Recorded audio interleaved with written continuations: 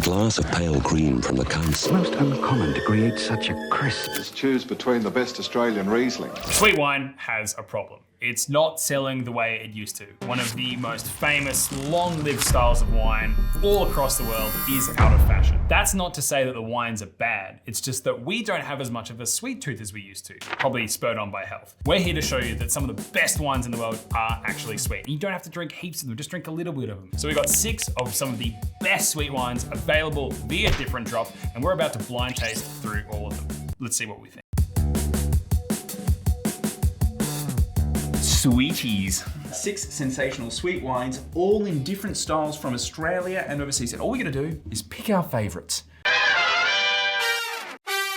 Wine action, baby. Wine number 1, let's rock and roll. It's one of these things where it's just like you smell these wines and you just immediately go, fuck yeah, it's 12, because it just rules. We have something golden hued. I'm looking for anything that is like thick in the glass. Like how quickly is it sort of swirling around? What's the viscosity of this? Oh, yummy.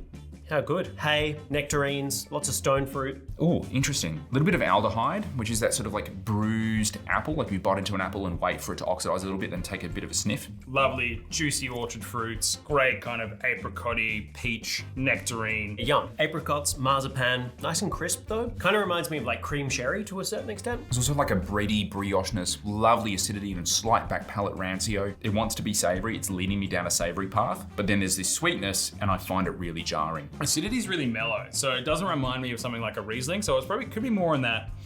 I might just call Noble One here, fuck it, which is one of Australia's most iconic wines and most delicious wines. It's structured, really elegant. I have no idea where it's from. Might be Old World, might be New World. It's 12, and I'm happy to pay 70 bucks for this. I would pay 20 bucks a bottle and I would buy 1 bottle, sorry. Numero 2. So we're looking a little bit more, you know, colored. It's a little bit more yellow than it is gold like the last one. It's like a kind of like bronzy kind of thing. So not Steve Bradbury, somebody else. For those elsewhere that don't know who Steve Bradbury is, he was the Australian gold medalist who won after everyone fell down in front of him. Play the footage. Oh, and it's a lot of contact. Oh, they've all gone down. Bradbury is going to come through and win gold. Oh, or a little bit of botrytis. This is awesome. This is like a fresh can of peaches, baby. Yeah, a little bit higher on the sugar content here than the previous one. Languid, a little bit more syrupy. It's got a bit of oak here, a lovely kind of nutty savory thing. It does have a bit of that kind of additional sugar component. Damn. Oh yeah, still going. Flavors, it's just still powering along. Amazing length, really concentrated, like mandarin juice. Yeah, I'm gonna go Loire Chenin. I'm going 12. I'm happy to pay 100 bucks for this. It's a really elegant wine. I'm throwing 120 bucks a bottle and I'm buying 12. Stunning, really good texture. Delicious, I'd drink it on the rocks. Just drink it on the rocks, like, my God. Wine number 3, and speaking of things that look a little bit muddy. Looks like something Dad pulls out from that cask that he's got in the bar in the shed. It's a little bit terracotta on the edges, which is always a good amount of fun. It makes me think of vintage port in that sense. It feels like very Madeiraized. It's got this kind of like really cooked stewed apple thing. Oh, it's like a menthol back palate that kind of keeps things just a little bit sharp. And this is like a really hard thing to achieve in the realms of winemaking. Like juicy, jammy. This is tawny port for all intents and purposes, at least in my conceptual idea of what tawny port is. It's boozy, raisiny character. It's not giving me enough density and kind of the character that I'm really looking for. I think it's not the most balanced expression, so I'm just gonna get 1 bottle. I'll pay 30 bucks, it should be cheap. 50 bucks a bottle, buying 12. Port, baby. You know, it's Porto, it's port. Wine number 4. This looks like it's going to be some off-dry Riesling based on color alone. Lovely and pale. Going from like what we just had to this, completely different universes. Yeah, delicate, lean, probably talking Riesling. And that's certainly what it smells like. High tonal citrus, really light, really elegant. This almost reminds me of like off-dry Riesling to a certain extent. I think it's New World, to be honest. It doesn't really feel like Old World Riesling. It feels like New World Riesling. It feels a little bit underripe. Fresh, spicy, it's the resolution. Give me 12. I'm happy to pay north of 70 for this. I probably wouldn't purchase any of them. I have no idea how much I'd pay for any of these wines, which is why I haven't really said anything. I pay around about 30 bucks a bottle. I don't think it's the highest quality example, but it's a really indicative example of what it is and what it could be. And I would buy 12 because I do enjoy these wines. These are just go really well with Australian food, actually. Wine number 5. This is fun because it is a lovely pale red thing. Whew, wine number 5. Okay, so this is a little bit like lighter in the red kind of style. Sweet rosés. Like a pine cone resinous quality to the aromatics. Oh, this lovely fresh fruit behind it. So it's all about that kind of early ferment, fresh grape juice that tried some Macvins that the guys from different drop-off centers before, and this reminds me very similar. Red wine that you got out of a cupboard. Like that's kind of what it smells like. Blushing, rose. Again, that rooibos tea characteristic comes through. Yeah, I think it's Macvin. Some really strong sort of aromat of cumin. I love that kind of, it's all about those lovely primary fruits. You know what, I take back what I said before about only getting 1 bottle of each of these. That I'd get to, I'd probably pay like, you know, $40 a bottle for this or something thereabouts. I'd buy 1 bottle. I don't need a lot of Macvin. Sorry. I mean, I think it's delicious. It's not my favorite. There are other sweeter wines here that are amongst my favorites. Give me 6. You don't need too much of this, but definitely pay $90 or something like that. Really, really cool. Then finally, wine number 6. Well, you know, this is where like wine doesn't look like wine anymore. It looks like whiskey or PX sherry. And then wine number 6. Yeah, look at that. I mean, look at that. Sometimes you might think, oh, that's tawny. But look how thick it is. Tawny port doesn't do that. Sorry. Whoa. Yeah, okay. I don't care. 12. I'm not even tasting it. 12. Give me shitloads of this. Muscat. So this is like the sweetest of all of them.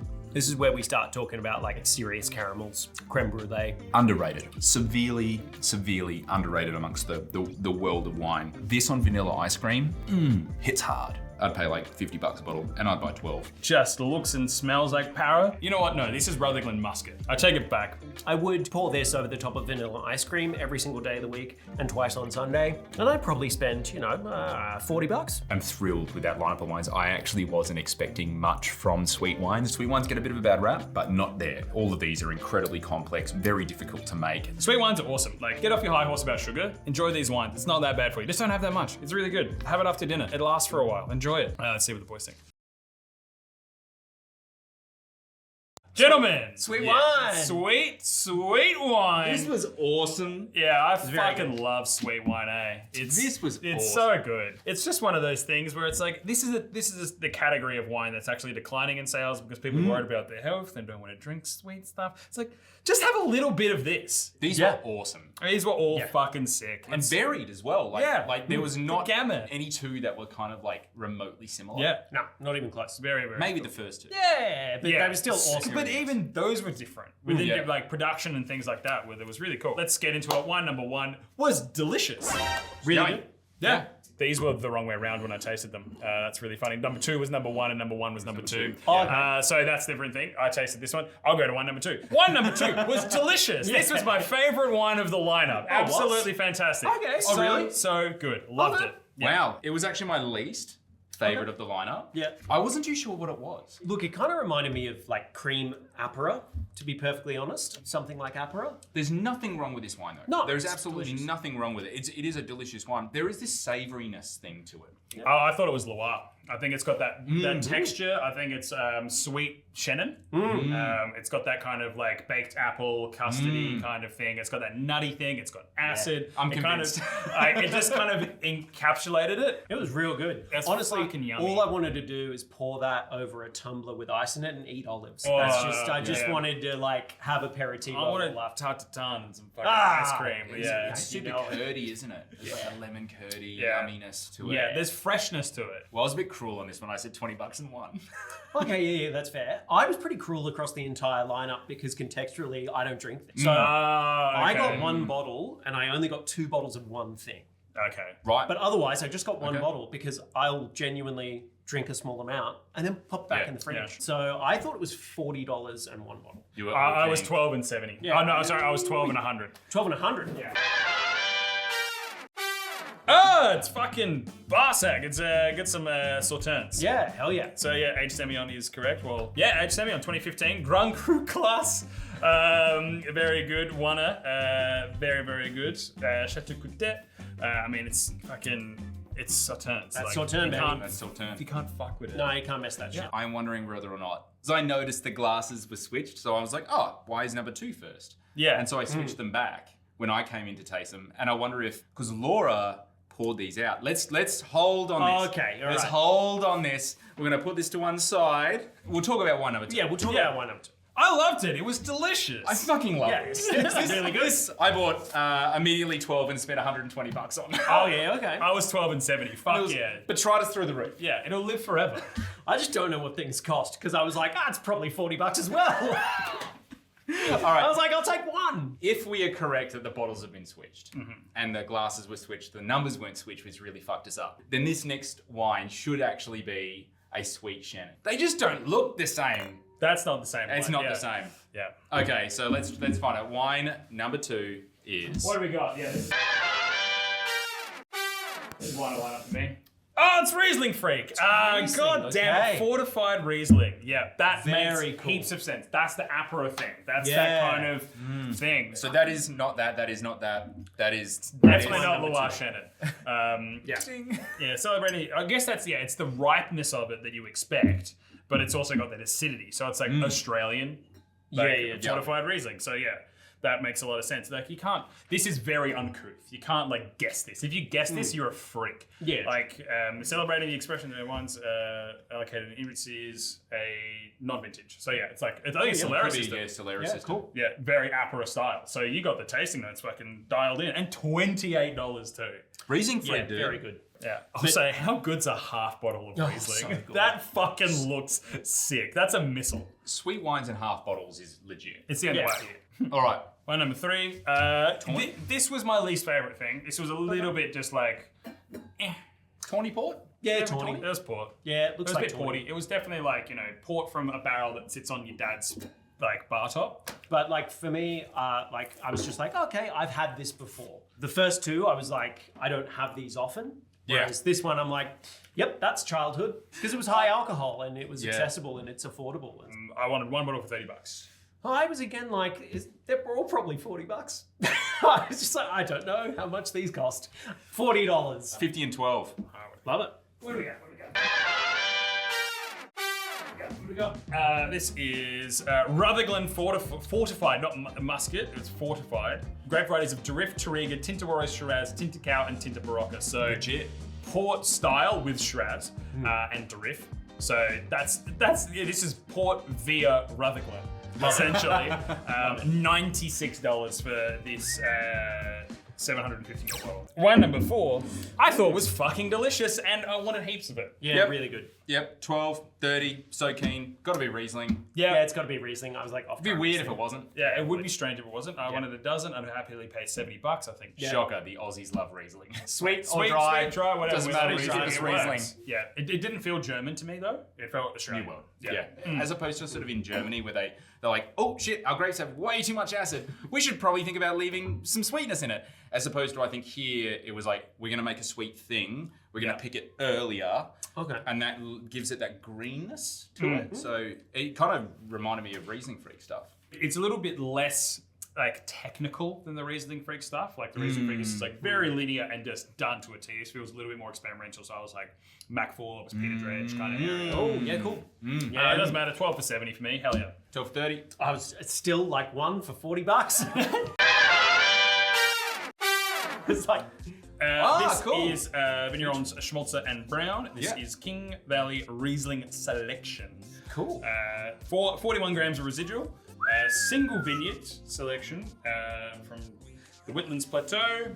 Unirrigated vines, very cool. Wow. I mean, these guys just make great wine in general, so this is no exception. So very, very cool. Definitely got that oxidative handling style of things. Would never have picked that high amount of grammage Yeah, the of sweetness. That's a lot of sugar. That's amazing. It's 11% alcohol as well, so it's got some ripeness. So it is to right. Okay. Yeah, wow. 2022 King Valley Riesling. It's fucking cold up there. I'm telling you that much. So Snows, mate. It snows. yeah, and then some. I reckon we've tried this recently. Yeah, I think we've had at least something similar. That reminds me of that Jura Macvin. Yeah, that's what I put down. This style of wine, if it's typical, it could only be one of two things. It's either Vin de Naturel from the southern part of France, or it's Macvin, which is basically Vin de Naturel in Jura. I really liked it. I love that fresh fruit character to it. It tastes like the grape whatever it is, like Trousseau or Pinot or Poussard or anything like that. Really fucking cool. Half a dozen for 90 mil for me. Like, it's just a cool wine. There's this like really sharp cumin sort of 5-spice thing as well that I just find really, it's so unique. I only had one, not because I don't like it, because I don't need 12 of them. Willing to pay $110 for that one bottle. I thought it was awesome.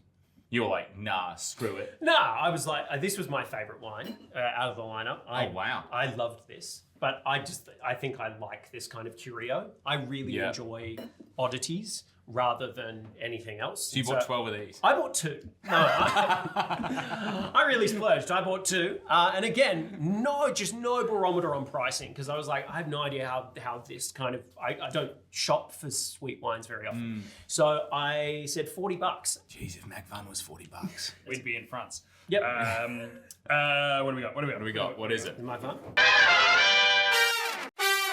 Yeah. Macvin, Pinot Noir, Tissot. Yeah, I think we have tried this before. Yeah, we have. Yummy. And it's great. Yeah, delicious. Yummy. 150. Yeah. That checks out. That's the Tissot tax. But that's Tissot tax. that's the Tissot tax for sure. All right. This potentially was my favorite. Oh, really? Okay. I love this. Put it in a fucking jar. Yeah. Get yourself a nice little stack of pancakes. Yep. Little knob of butter. Yep. And then fuck the maple syrup. Just put it like,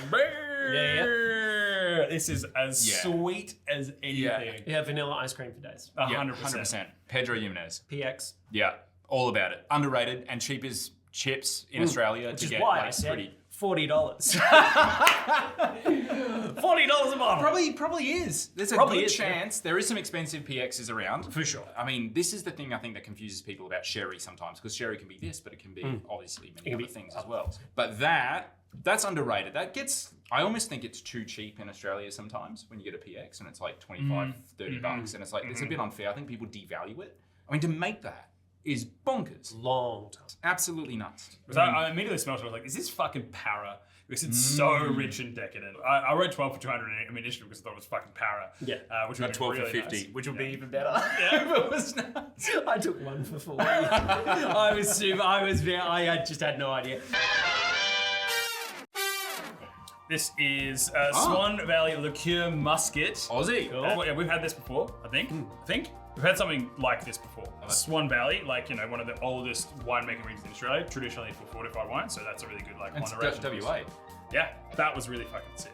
That's stunning. Yeah, very, very cool. You really like the Macvin. I love the Macvin personally. I can't do it for me. I was all about that fortified Riesling. One. Well, that's not helpful at all. Okay. Clear as mud. We love them all. So yeah, your real like low number has really separated the democracy thing here, because you and I got 12 of most things except the Macvin and the fortified Riesling. And the only thing you got more than one was of. the Macvin. Fuck. Okay. Now we really have a discussion here. What would you drink the most of? I think actually collectively we've taken the most of the Barsac. I would overtly drink the most of this. Yeah. Followed probably closely by this. Okay, yeah, that's so. Yeah, I'd smash that. I'd also smash a shitload of the Rizzo. Smash that. Yeah, I'd smash that. Yeah, that Riz is stupid. Yeah, I'm happy to go with Sauternes. Like, real normcore choice out of sweet wines, but we'll fucking take it. I mean, it's Sauternes. Yeah. It is like the king of sweet wines. It's pretty yummy. Yeah, complain about it because we made it. Yeah. Hey, different job. Where's the decaf? Where's the decaf? Come on, dude. Come on, man. Come on, boys. Sauternes wins king of the sweet wines this week. Anyway. Yeah, see you next week. Ciao, ciao.